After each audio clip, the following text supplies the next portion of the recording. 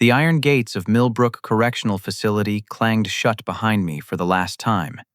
3 years, 2 months, and 17 days of my life vanished because of a lie that destroyed everything I thought I knew about family.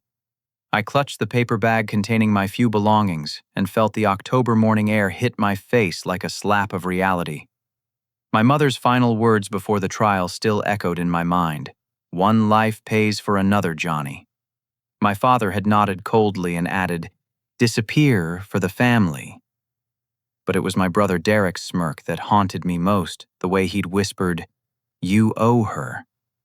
Today the balance would finally shift. The Greyhound bus wheezed to a stop at the Cedar Falls depot, and I stepped onto familiar concrete that felt foreign under my feet. 3 years changes a man, but apparently it changes a town too.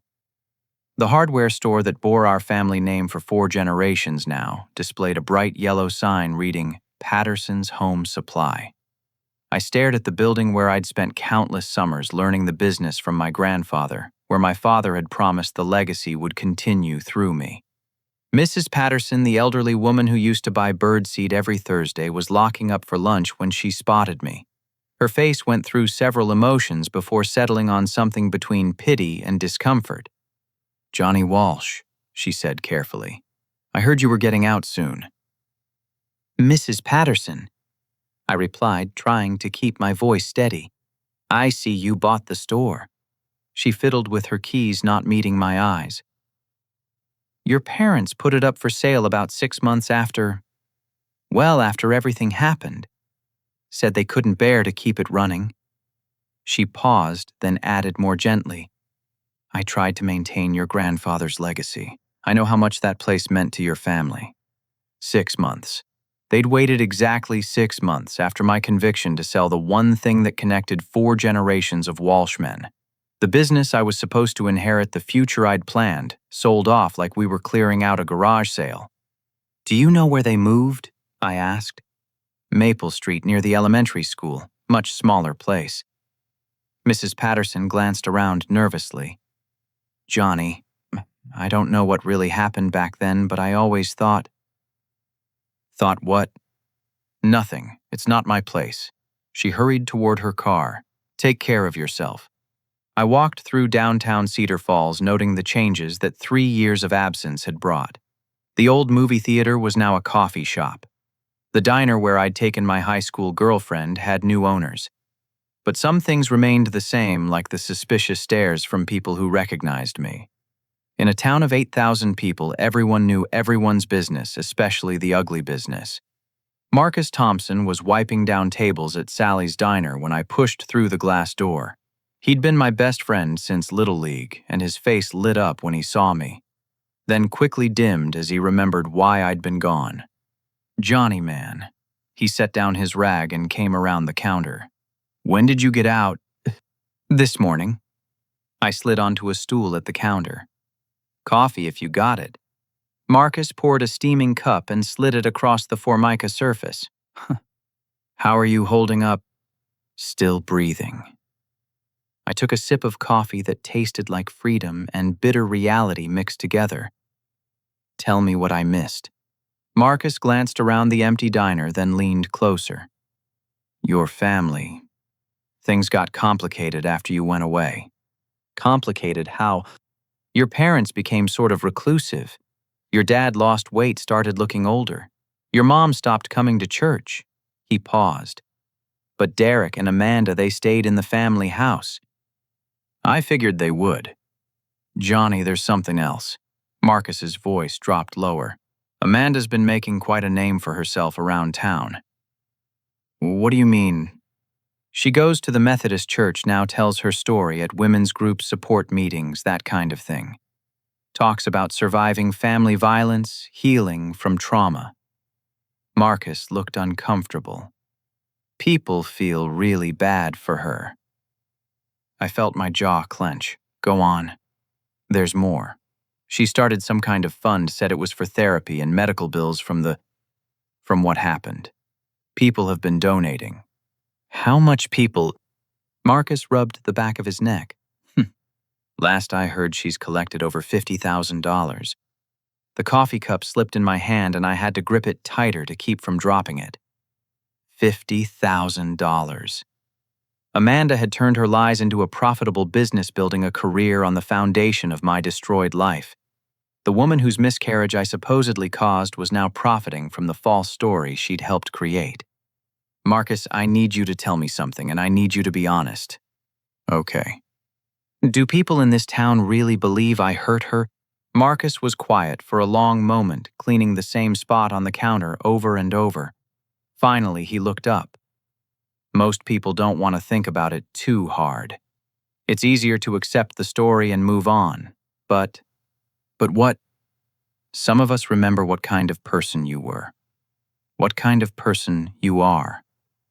He met my eyes. I never believed it, Johnnie. Not for a second. Those words hit me harder than I expected. After 3 years of being treated like a monster, hearing that one person still believed in my innocence felt like finding water in a desert. I need to ask you for something, I said. Name it. Don't tell anyone you saw me, not yet. Marcus nodded slowly. You planning something? I'm planning to find the truth. The Sunset Motor Lodge on Highway 12 wasn't exactly luxurious, but it was cheap and the clerk didn't ask too many questions when I paid cash for a room. I'd used the name John Williams when I signed in a small deception that felt necessary for what I was planning. The room smelled like industrial cleaning products and old cigarettes, but it had a clear view of the road, and more importantly, it was only 2 miles from my old neighborhood. I spent my first week of freedom learning how to be invisible again. Prison teaches you patience, but it also teaches you how to observe without being seen. I bought a pair of binoculars from the pawn shop along with some basic supplies and a disposable camera. Every morning at 7:15, I positioned myself in the parking lot of the closed gas station that sat across from Elm Street, where Derek and Amanda now lived in my family's house. The routine became familiar quickly. Derek left for his job at Midwest Insurance at 8:30 sharp, driving the same silver Honda Civic he'd had before I went away. Amanda usually appeared around 9 sometimes in her bathrobe to get the newspaper, sometimes already dressed for whatever she had planned that day. She looked different than I remembered. Her hair was shorter, styled in a way that made her look more mature, more respectable. She'd lost some weight too, which probably helped with her victim narrative. But it was Thursday morning of my second week that I noticed something unusual. Instead of her normal routine, Amanda got dressed early and drove downtown in her white Toyota Camry. I followed at a careful distance my old pickup truck blending in with the morning traffic. She parked outside Brewster's Coffee House, the new place that had replaced the movie theater. Through the large front windows, I watched Amanda sit at a corner table checking her phone repeatedly. She seemed nervous, excited even. Then a man walked in, and everything about her body language changed.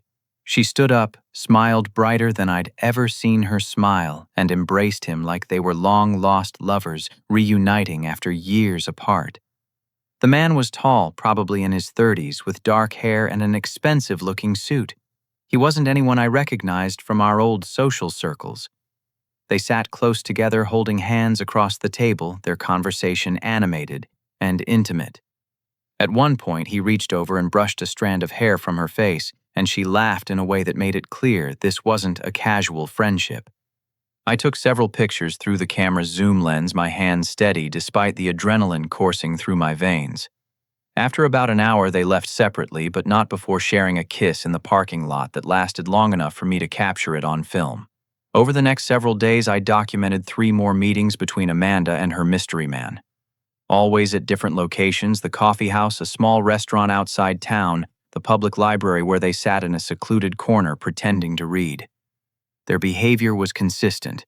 This was an affair, and from the looks of it, it had been going on for some time. I started expanding my surveillance following the man to learn more about him. His license plate led me to an address on the north side of town, a modest house with a well-maintained yard and a swing set in the back. One evening, I watched him come home to a woman and 2 small children, a wife and family, which meant Amanda wasn't just having an affair, she was helping destroy someone else's marriage too. The irony wasn't lost on me. The woman who claimed I'd caused such trauma to her family was actively working to destroy another family with her lies and selfishness. But it was the following Tuesday that I discovered something that changed everything. I'd been following Amanda's weekly routine and noticed she made a regular Tuesday afternoon trip to a medical building downtown. The Riverside Medical Plaza housed several different practices, and I couldn't tell from the outside which one she was visiting, so I waited. When she emerged after about an hour, she looked different. Happier, maybe even glowing. She made a phone call in the parking lot, and even though I couldn't hear the conversation, her body language suggested good news. The next Tuesday, I positioned myself closer to the building entrance and followed her inside, staying far enough back to avoid being seen. She took the elevator to the third floor, and I watched the numbers light up Women's Health Associates. Dr. Sarah Chen, Reproductive Endocrinology and Fertility. A fertility clinic. I waited in the lobby pretending to read magazines until Amanda came back down. She stopped at the reception desk and I moved closer, positioning myself behind a large plant where I could hear her conversation with the receptionist. "Same time next week, Mrs. Walsh," the receptionist asked. "Actually, let's make it earlier. I'm hoping we'll have good news soon and I want to make sure everything is progressing well." "Of course. How are you feeling about the treatments?" Amanda glanced around and I ducked lower behind the plant. "Optimistic. This time I want to make sure it sticks. I can't handle another disappointment." Another disappointment. The words hit me like a physical blow. Amanda was actively trying to get pregnant again, but she was hiding it from Derek. She was visiting a fertility specialist while maintaining the public story that she was too traumatized to even consider having children. As I watched her leave the building, one more piece of the puzzle fell into place. Amanda hadn't just lied about me causing her miscarriage.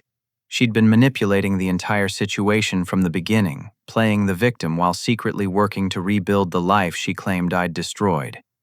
The question was, how long had she been planning this deception, and what else was she hiding? My routine at the Sunset Motor Lodge had become clockwork. Every morning I'd drive to one of several vantage points around town and document Amanda's activities. The disposable cameras were piling up in my room, each one containing evidence of a double life that grew more complex every day. It was during my third week of surveillance that I made contact with Linda, the pharmacy technician at Riverside Drugs. She was friendly, talkative, and completely unaware that the man asking casual questions about prescription pickups was gathering intelligence on her customer. "Oh, that's Amanda Walsh," Linda had said when I showed her a photo of Amanda I'd taken from a distance. "Sweet girl. She's been through so much trauma, poor thing. Picks up medications for anxiety and some fertility treatments." Fertility treatments. I'd asked, trying to sound casually curious. "Well, I probably shouldn't say too much, but she's been getting hormone injections and some other medications to help with conception. Said she's finally ready to try again after what happened to her." Linda leaned closer conspiratorially. "Between you and me, I think it's wonderful that she's healing enough to want another baby." But Linda had revealed something else that Amanda probably didn't want public knowledge. "She always pays cash, though. Says her husband doesn't know about the treatments because she wants to surprise him when she gets pregnant. Cash payments meant no insurance records, no paper trail that Derek could stumble across. Amanda was financing her secret fertility treatments, probably with money from her victim fund. I continued monitoring her meetings with the mystery man who I'd learned was named Brad Kellerman. He worked as a sales manager for a regional agriculture supply company and lived with his wife Jennifer and their 2 children in a house on Oak Ridge Drive. Through careful observation, I documented their affair extensively, but I sensed there was more to their relationship than just infidelity. The breakthrough came on a Thursday afternoon when I followed Amanda to their usual meeting spot at a small park outside town. They sat on a bench near the pond, and this time their conversation seemed more serious than usual. Amanda appeared agitated, gesturing with her hands and shaking her head. Brad looked concerned, occasionally reaching out to touch her arm. I positioned myself behind a cluster of trees about 50 yards away and used the binoculars to read their body language. After about 20 minutes, Amanda pulled something from her purse and handed it to Brad. Even from a distance, I could see his reaction. His face went pale, then he broke into a huge smile and pulled her into his arms. A pregnancy test. Amanda was pregnant, and from Brad's reaction, he believed he was the father. I stayed hidden and watched them talk for another hour. Amanda seemed to be explaining something complex, pointing to her phone several times, like she was showing him dates or a calendar. Brad nodded along, but occasionally looked worried or confused. When they finally parted ways, both of them seemed nervous about something. The next day, I witnessed something that clarified the situation entirely. Amanda visited the fertility clinic again, but this time she seemed upset when she left. She made another phone call in the parking lot, and her body language suggested frustration or anger. That evening, I watched Derek come home from work as usual. Amanda greeted him at the door with unusual enthusiasm, and they embraced longer than normal. Through the front window, I could see them talking animatedly in the living room, and Derek's face showed surprise, then joy. She'd told him about the pregnancy, but she'd presented it as a miracle healing from her trauma treatments, not the result of fertility treatments and an affair with Brad Kellerman. But the most damning evidence came 2 days later when I decided to take a calculated risk. I'd noticed that Amanda kept a small lockbox in her car, probably containing documents she didn't want Derek to find. On Saturday morning, while she was inside the grocery store, I approached her car in the parking lot. The lockbox was wedged under the passenger seat, secured with a simple combination lock. Years of watching other inmates work with similar locks had taught me a few things about patience and persistence. It took me 15 minutes, but I got it open. Inside were medical records, bank statements, and correspondence that painted a picture of systematic deception. The medical records from her first pregnancy were particularly revealing. According to the documentation from Cedar Falls General Hospital, Amanda's miscarriage had been caused by a chromosomal abnormality called trisomy 18, a genetic condition that makes pregnancies non-viable in most cases. The condition had nothing to do with stress trauma or family arguments. It was a random genetic occurrence that happens in about 1 in every 5,000 pregnancies. Amanda's baby had never had a chance of survival regardless of what happened during our family dinner that terrible night 3 years ago. But even more shocking were the dates. According to the medical records, Amanda had known about the chromosomal abnormality 2 weeks before our family confrontation. She'd received the diagnosis, been told the pregnancy wasn't viable, and then waited for an opportunity to blame someone else for the inevitable miscarriage. She'd used our family argument as cover for a tragedy she knew was coming anyway. She'd sent an innocent man to prison to hide her own guilt about the circumstances of her pregnancy, which, based on the dates in her medical records and some hastily scrawled notes in her handwriting, had been the result of her affair with Brad even back then. I photographed every document in the lockbox, my hands trembling with rage and vindication. For 3 years, I'd questioned myself, wondering if somehow I really had caused her to lose the baby. For 3 years, I'd carried the weight of a family's blame and a community's scorn for something that was not only not my fault, but something Amanda had known was inevitable from the moment she received her diagnosis. The final piece of evidence in the box was a letter from a lawyer dated just 2 months ago, discussing the legal implications of false testimony in criminal cases. Amanda had been researching whether she could be charged if her lies were discovered. She knew exactly what she'd done, and she was scared. As I carefully returned everything to the lockbox and locked it back up, I realized that Amanda's current pregnancy represented her attempt to replace what she'd lost, to create the family she'd always wanted with Brad, while maintaining her victim status and her marriage to Derek as a safety net. But this time, she wasn't going to get away with destroying innocent lives to protect her secrets. The Cedar Falls Public Library became my second office. Every morning after my surveillance rounds, I'd settle into a corner computer terminal and research everything I could about wrongful convictions, perjury charges, and legal remedies for people in my situation. The librarian, Mrs. Henderson, probably thought I was the most dedicated student she'd ever seen. What I learned was both encouraging and terrifying. On one hand, cases of prosecutorial misconduct and perjured testimony were taken seriously by the courts, especially when new evidence emerged. On the other hand, the legal system moved slowly, and overturning a conviction required substantial proof and competent legal representation. I needed a lawyer, but finding one who would take my case seriously meant finding someone who believed me. After 3 years of being labeled a family abuser, that wasn't going to be easy. Sarah Williams had been my public defender during the original trial. She'd done her best with limited resources and a case that seemed impossible to defend. The evidence against me had been entirely circumstantial, but Amanda's testimony had been compelling, and Derek's corroboration had sealed my fate. When I called her office, Sarah's secretary initially tried to put me off. "Ms. Williams is very busy with current cases. Tell her it's Johnnie Walsh and I have new evidence that will interest her." Sarah agreed to meet me at a coffee shop outside town, away from the courthouse, where she might be seen with me. When she arrived, she looked older than I remembered, with more gray in her hair and deeper lines around her eyes. Public defense work ages. People quickly. "Johnnie," she said, sliding into the booth across from me. "You look different." "Prison changes a man." "I'm sure it does." She ordered coffee and studied my face. "When you said you had new evidence, I'll be honest, I was skeptical. But something in your voice made me think this wasn't just desperation talking."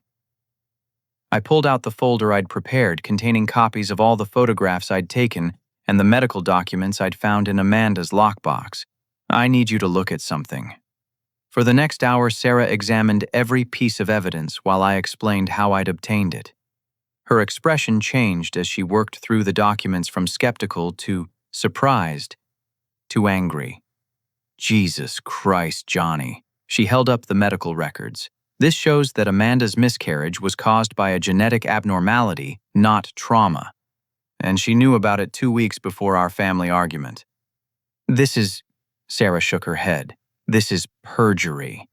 Intentional, premeditated perjury that sent an innocent man to prison." She looked up at me. "How did you get these medical records?" "I can't tell you that without compromising the evidence." Sarah nodded slowly. "Smart answer. What we can say is that these documents came to light during your investigation into your wrongful conviction." She studied the photographs of Amanda and Brad together. "And this affair establishes motive for her deception." "There's more," I said. "She's pregnant again, and she's told Derek the baby is his, but I believe it's actually Brad's child, just like the pregnancy that she miscarried." "Can you prove that?" "Not yet, but I have a plan." Over the next hour, Sarah and I developed a strategy for challenging my conviction. She would file a motion for post-conviction relief based on newly discovered evidence, specifically the medical records that proved Amanda's miscarriage was not caused by trauma. We would also investigate the possibility of criminal charges against Amanda for perjury and fraud related to the victim's fund she'd established. "This is going to get ugly, Johnnie. When we file these motions, Amanda will know that her lies are coming to light. She might do something desperate." "She's already doing something desperate. She's trying to rebuild her life on the foundation of destroying mine." "What about your family? Your parents? Derek? When this comes out, they're going to realize they helped send an innocent man to prison." I'd been thinking about that constantly. My parents had believed Amanda's story without question, had disowned me, had refused to visit me in prison even once. Derek had not only believed his wife's lies, but had actively supported her testimony against me. "They made their choice 3 years ago," I said.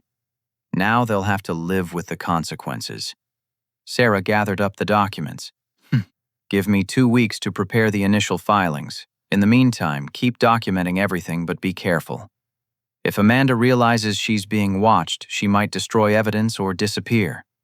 As I drove back to the motor lodge, I felt something I hadn't experienced in years: hope. For the first time since this nightmare began, I had a path forward, a way to prove my innocence and expose the truth. But Sarah's warning echoed in my mind. Amanda had already shown she was willing to destroy lives to protect her secrets. When she realized her lies were about to be exposed, there was no telling how far she might go to save herself.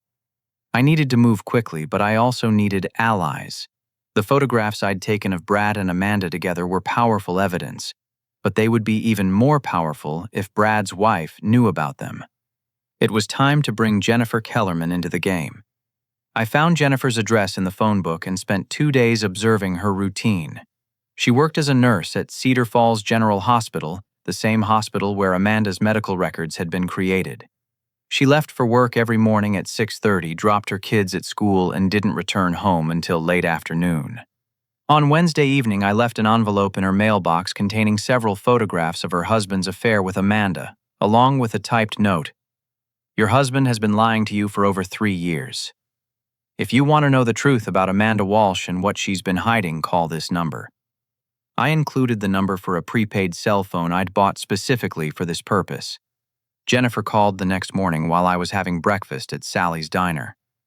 Who is this? Her voice was shaky, angry, scared.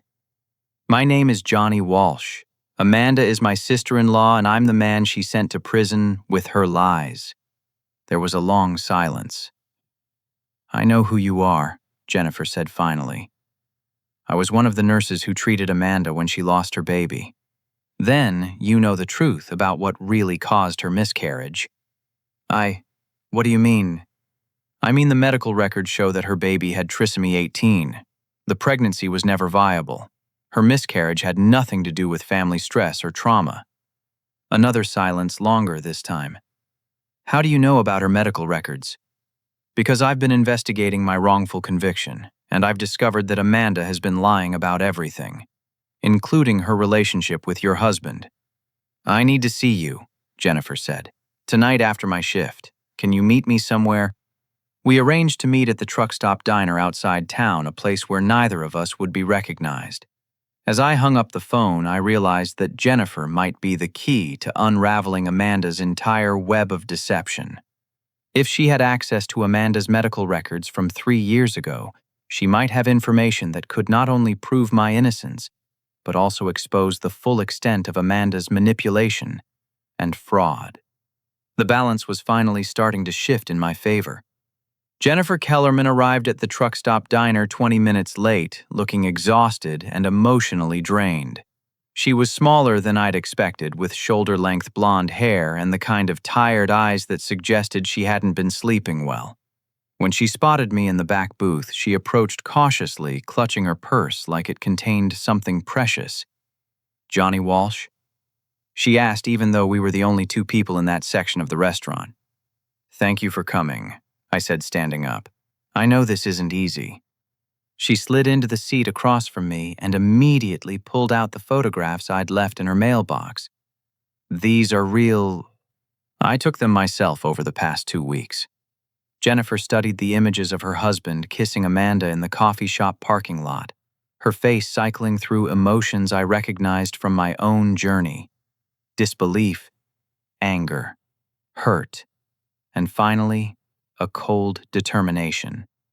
How long have you known? She asked. About the affair 2 weeks, about Amanda's lies much longer. Tell me everything. For the next hour, I walked Jennifer through the entire story. Her medical background made her particularly interested in the chromosomal abnormality that had actually caused Amanda's miscarriage. Trisomy 18 is incompatible with life in most cases, she confirmed. If Amanda's baby had that diagnosis, she would have known the pregnancy wouldn't continue to term. The records show she received that diagnosis 2 weeks before our family argument. Jennifer was quiet for a moment, then said, I remember Amanda's case. I wasn't her primary nurse, but I was working that night when she came into the ER. What do you remember? She was distraught, but there was something odd about her behavior. Most women who've just miscarried are focused entirely on their loss. But Amanda seemed more concerned about establishing a timeline, making sure we documented exactly when she arrived and what she said about the cause. This was the missing piece I'd been hoping for.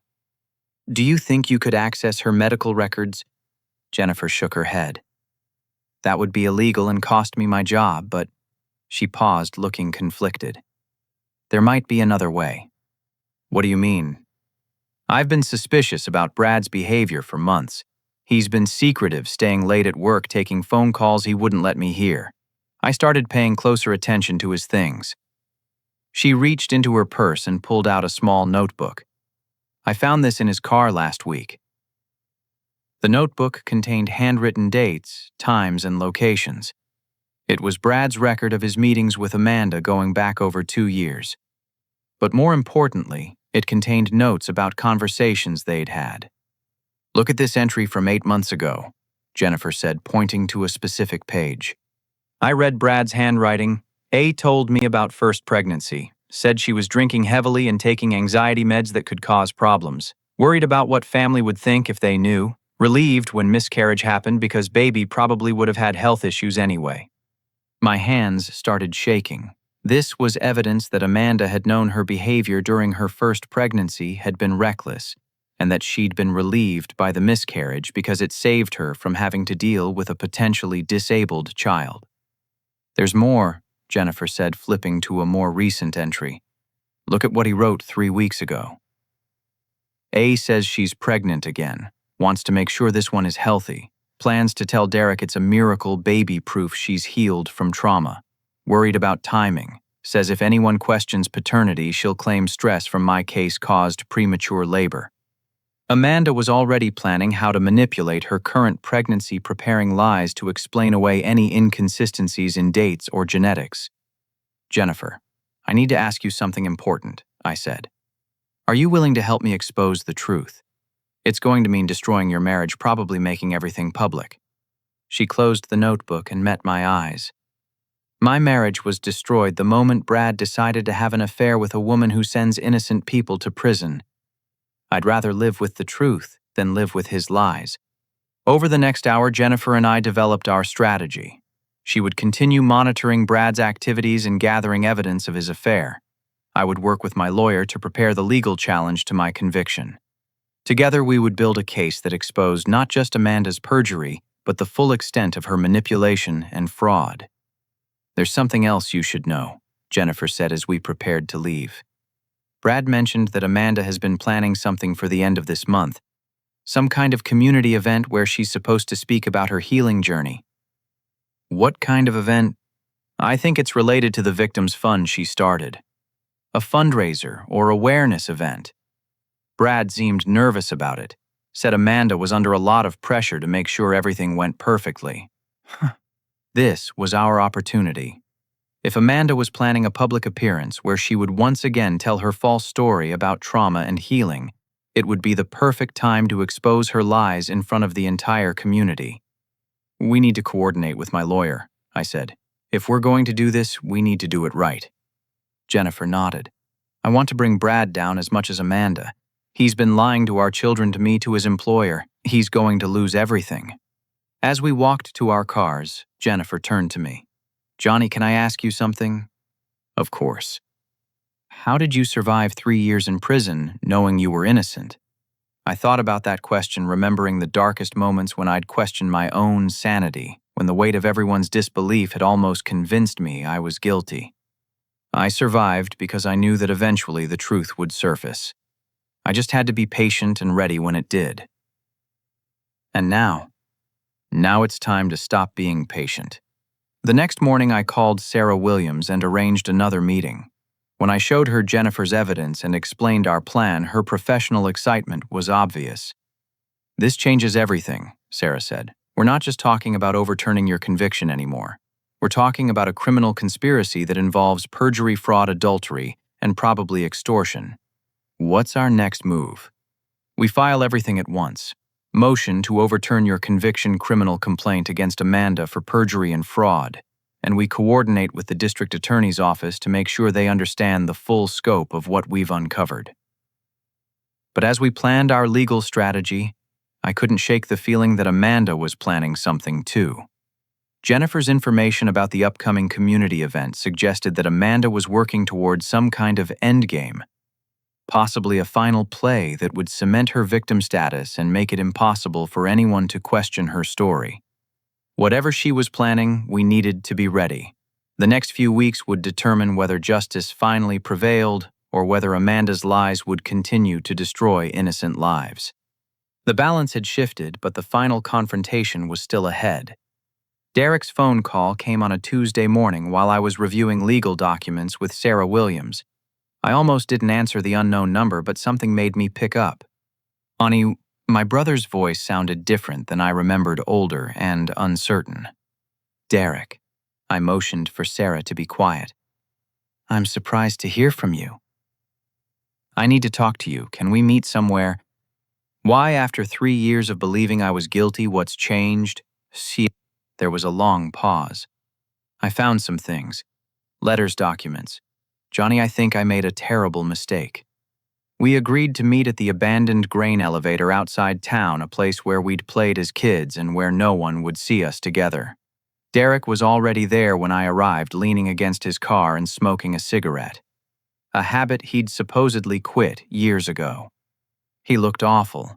His face was gaunt, his clothes wrinkled like he'd slept in them, and his eyes had the hollow look of someone who hadn't been sleeping well. You look like hell, I said. I feel worse. He took a long drag from his cigarette. Johnnie, I need to show you something. He pulled a shoebox from his car, the kind of container people use to store important documents or keepsakes. I found this hidden in Amanda's closet last week. Inside the box were love letters from Brad bank statements showing cash deposits that corresponded to the victim's fund donations, and a handwritten timeline in Amanda's writing that laid out her entire deception. She's been planning this from the beginning, Derek said, his voice shaking. Look at this. He handed me a piece of paper titled Insurance Policy, dated just 2 weeks after Amanda's miscarriage. In her handwriting, it detailed how she could use the tragedy to eliminate family threats and secure financial stability. Family threats, I asked. She was talking about you, about how you'd always questioned her motives, how you never trusted her. Derek looked at me with tears in his eyes. She was right, wasn't she? You saw through her when the rest of us didn't. I'd always felt uncomfortable around Amanda, but I'd attributed it to normal family friction. Looking back, I realized my instincts had been warning me about something deeper. Derek, there's more you need to know. I told him about the medical records, about Amanda's affair with Brad, about her current pregnancy, and the lies she was telling about it. The baby isn't mine, is it? Derek asked, though he already seemed to know the answer. Probably not. Derek threw his cigarette on the ground and crushed it under his heel. 3 years. 3 years I defended her story, supported her through her trauma, helped her build this victim narrative. He looked at me with something that might have been respect. You refused every visitation, every phone call. I thought you were being stubborn, but you knew, didn't you? You knew that if you tried to defend yourself, it would just make things worse. I knew the truth wouldn't matter until someone was ready to hear it. I'm ready now. Derek straightened up, and for the first time in years, he looked like the older brother I'd once looked up to. What do you need from me? Over the next hour, Derek and I planned our strategy for the upcoming community event where Amanda was scheduled to speak. According to the information in her hidden documents, she was planning to announce her pregnancy at the event, positioning it as the ultimate proof of her healing and resilience. She's going to milk this for everything it's worth, Derek said. The grieving mother who overcame family violence to find peace and start fresh. Not if we expose her first. Derek was quiet for a moment. This is going to destroy our parents too. When they find out they helped send their own son to prison based on lies, they made their choice. They believed what they thought was credible evidence. Amanda's very convincing when she wants to be. I looked at my brother, this man who had supported the woman who destroyed my life, and felt something I hadn't expected: forgiveness. Not complete forgiveness, but understanding. Amanda had fooled everyone because she was an expert manipulator who knew exactly how to exploit people's emotions and assumptions. Derek, I need to know something. Are you ready to face the consequences of exposing her? She's not going to go quietly. I've been living with the consequences of protecting her for 3 years. I'm ready to live with the consequences of telling the truth. The monthly community support meeting was scheduled for the following Thursday at the Cedar Falls Community Center. According to the flyers posted around town, Amanda was the featured speaker, sharing her story of triumph over family violence and the healing power of forgiveness. Sarah Williams had coordinated with the district attorney's office, and they'd agreed to have investigators present at the meeting. Jennifer had convinced Brad to attend by telling him Amanda wanted him there for moral support. Derek would bring the evidence he'd found in Amanda's hidden box. But we all knew that the most powerful moment would come when Amanda herself revealed the truth caught in her lies in front of the community that had supported her. "There's one more thing," Derek said as we prepared to leave. "Mom and Dad are planning to attend the meeting." "What?" "They want to show support for Amanda, but I think part of them hopes to see some sign that you might be innocent. They've never admitted it, but I think they've had doubts." The idea of facing my parents for the first time in 3 years in front of the entire community, with the truth finally coming to light, filled me with a mixture of anticipation and dread. "Are you going to tell them what we've discovered?" Derek shook his head. "I think they need to hear it the same way everyone else does. They need to understand exactly what their decision to believe Amanda cost you." As I drove back to the motor lodge, I realized that Thursday's meeting would be more than just an opportunity to clear my name. It would be a reckoning for everyone who had participated in the destruction of an innocent man's life, either through action or inaction. Amanda had built her new life on the foundation of my destroyed reputation, but foundations built on lies eventually crumble, and when they do, they take everything built on top of them down too. Thursday couldn't come fast enough. The Cedar Falls Community Center was packed beyond capacity on Thursday evening. Word had spread through the small town that Amanda Walsh would be sharing her story of healing and triumph, and people had come from all corners of the community to show their support. I watched from my car in the parking lot as familiar faces filed into the building, former teachers, neighbors, family friends, and business owners who had donated to Amanda's victim fund. My parents arrived just before 7, walking slowly and looking older than I remembered. My father's hair had gone completely gray, and my mother seemed frail, diminished somehow. They paused at the entrance, and I wondered if some part of them hoped tonight would finally provide answers to questions they'd been afraid to ask. Jennifer entered with her 2 children, playing the role of the supportive community member while carrying damning evidence in her purse. Sarah Williams positioned herself near the back with 2 investigators from the district attorney's office. Derek sat in the 3rd row, the shoebox of evidence at his feet. I waited until exactly 7:15 before entering through the rear doors. The room fell silent as people recognized me. Whispers rippling through the crowd like stones thrown into still water. I took a seat in the back corner, ignoring the stares and murmurs, and focused on the small stage where Amanda would soon tell her lies for the last time. Amanda appeared at 7:20 looking radiant in a flowing blue dress that concealed her pregnancy. She'd styled her hair in soft waves and wore just enough makeup to give her a healthy glow while still appearing vulnerable. She was a master of image management, I'd give her that. The evening began with introductions from the community center director and brief remarks from the mayor about the importance of supporting survivors of family violence.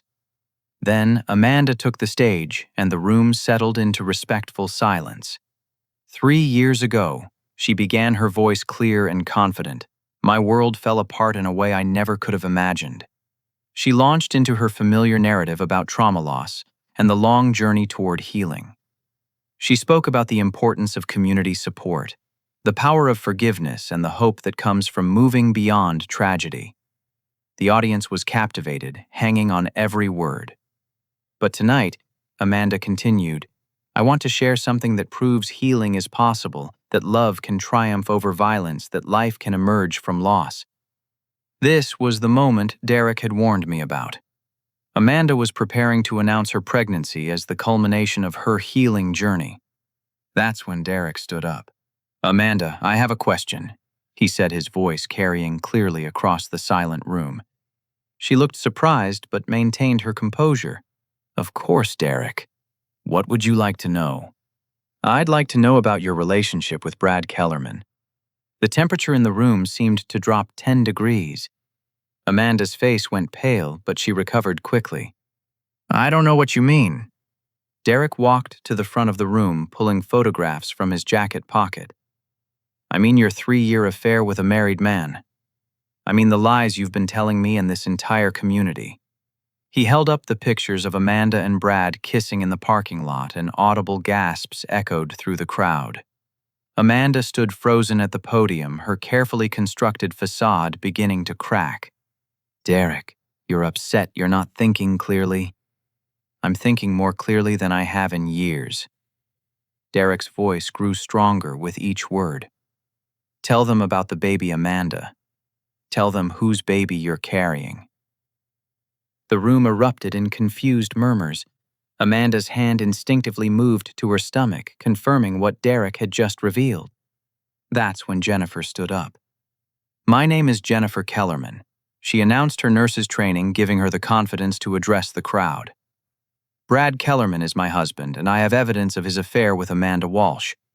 She began reading from Brad's notebook, sharing his own written accounts of the affair and Amanda's admissions about her first pregnancy. The crowd listened in stunned silence as the truth emerged piece by piece.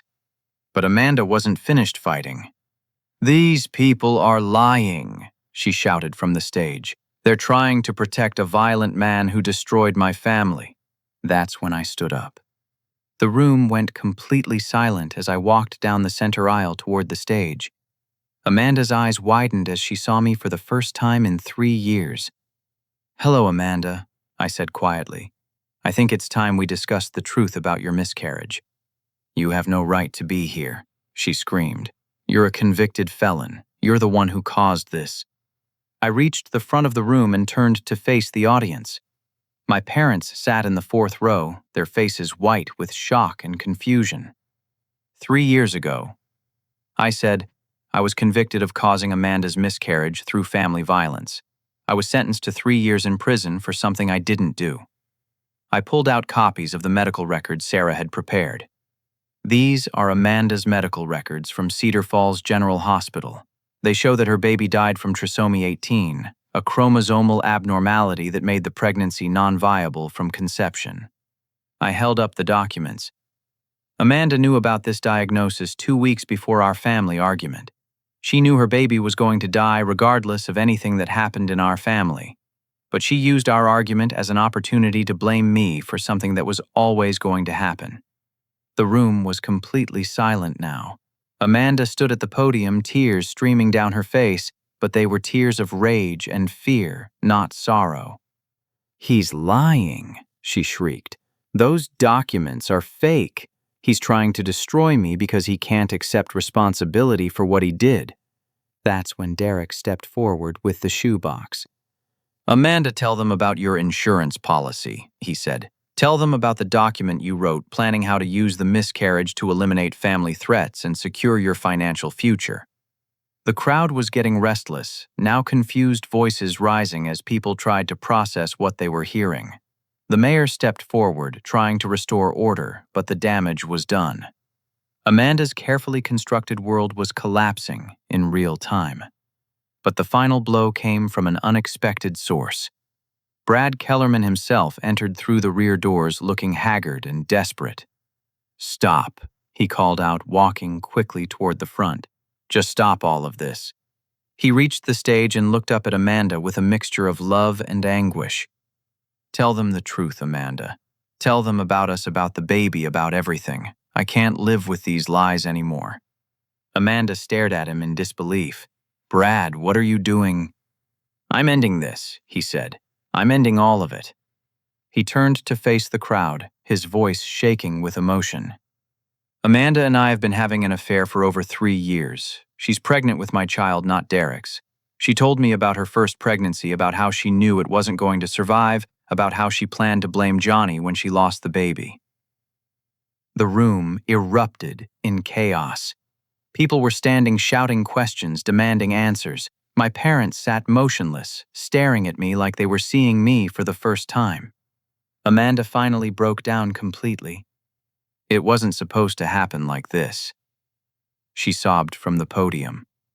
I never meant for it to go so far. I just wanted someone to blame someone to take responsibility. I was scared and alone, and I didn't know what else to do. The confession that followed was rambling and desperate, but it contained everything we needed. Amanda admitted that she'd known about the chromosomal abnormality, admitted that she'd used our family argument as cover for her planned deception, admitted that she'd committed perjury to send me to prison. Sarah Williams signaled the investigators who moved forward to take Amanda into custody. As they read her rights, the community that had supported her for 3 years watched in stunned silence. Derek approached me as the police escorted Amanda from the building. "Johnnie, I'm so sorry," he said, tears streaming down his face. "I'm so fucking sorry for everything." I looked at my brother, this man who had believed his wife's lies but who had ultimately helped expose the truth, and felt the last of my anger fade away. "We all got fooled," I said. "She was very good at what she did." My parents finally approached, moving slowly like they were walking through a dream.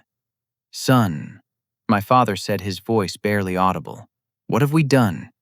I looked at these two people who had raised me, who had loved me, who had abandoned me when I needed them most. They looked broken, devastated by the realization of their mistake.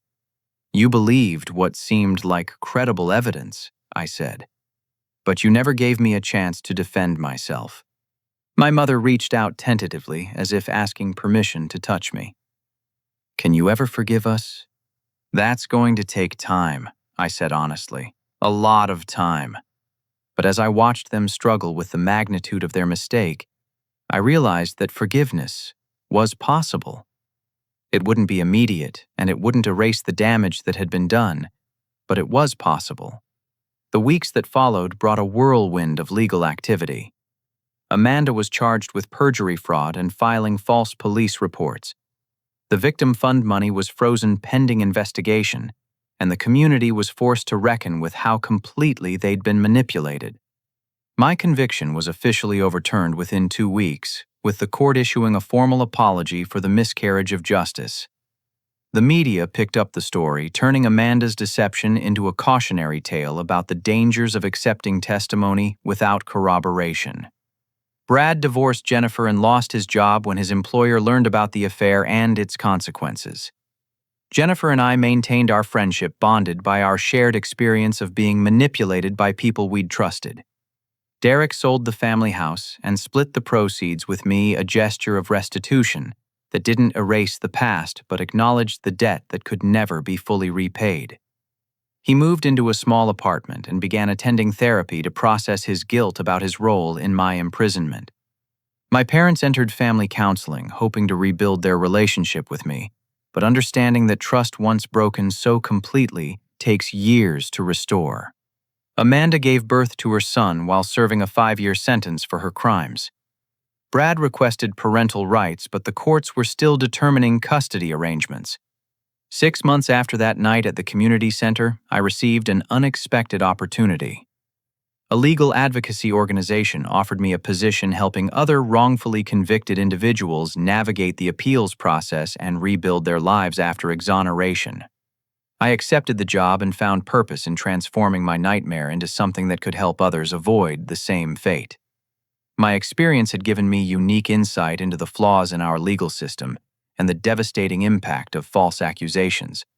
A year later, I was invited to speak at a conference on wrongful convictions. Standing at the podium, looking out at an audience of lawyers, judges, and fellow exonerees, I reflected on the journey that had brought me there.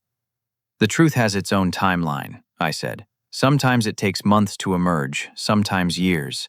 But it always surfaces eventually, and when it does, it changes everything." I thought about Amanda serving her sentence and grappling with the consequences of her choices. I thought about Derek slowly rebuilding his life on a foundation of honesty instead of lies. I thought about my parents attending weekly therapy sessions and learning how to trust their son again. My sister-in-law sent me to prison for 3 years based on lies that protected her from taking responsibility for her own actions. I continued. But those 3 years, as difficult as they were, taught me something valuable about the nature of truth and justice. I paused, seeing my parents in the audience, their faces etched with the ongoing process of making amends. Justice isn't just about punishing the guilty or exonerating the innocent. It's about creating a system where truth can emerge, where people can face their mistakes and learn from them, where families torn apart by lies can slowly heal through honest communication and patient forgiveness. The speech concluded to sustained applause, but the most meaningful moment came afterward when my father approached me with tears in his eyes. "I'm proud of you, son," he said, "not just for surviving what you went through, but for what you've done with it." "We still have work to do," I reminded him. "I know, but we're doing it." The balance had shifted completely now. Where once there had been lies, truth had taken root. Where once there had been manipulation, honesty was slowly growing. Where once there had been a family destroyed by deception, healing was beginning through the painful but necessary process of facing reality together. Amanda's lies had cost her everything: her freedom, her marriage, her reputation, and her child. But in the end, the truth had emerged stronger than any deception, and justice, though delayed, had finally prevailed. Now I want to ask you something. Have you ever experienced a situation where someone close to you betrayed your trust so completely that it changed how you see relationships forever? How did you find the strength to rebuild after that kind of betrayal? Share your thoughts in the comments below, and remember to like this video if my story resonated with you. Don't forget to subscribe for more stories about overcoming injustice and finding truth in difficult situations. And please share this with anyone who might need to hear that truth always finds a way to surface, no matter how deeply it's buried. Thank you for listening to my story, and I hope it reminds you that even in our darkest moments, the possibility of justice and redemption never completely disappears.